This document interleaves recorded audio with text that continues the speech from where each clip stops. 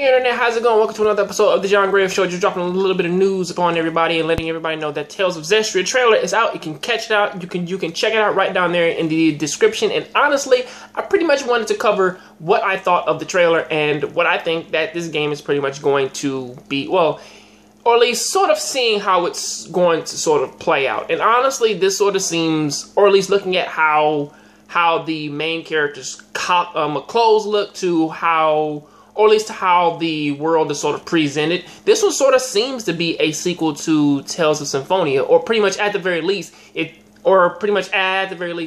takes from how that world was openly in a very tragic state, and then they needed a hero, or they needed somebody to go ahead and like fill this role to be a martyr, and that's sort of how this game sort of plays up, or at least like I'm not necessarily pulling that from like a wiki or something like that. I'm pulling this just from the trailer alone, and I just slowly noticed that like the main character's clothes up in this version, they look a lot like Kulat's clothes from Tales of Symphonia, and honestly, his role is or pretty much at the very least, it seems as though that his role is exactly the same as hers, but more of like a heuristic thing of him like releasing this sacred sword and then having to fight all these evil, all of these evil people. But either way, that is what I do have to say about that. Please tell me what you think about it down there in the comment section. I'll catch you on the next Jongravesshow. Please keep watching anime, keep playing video games.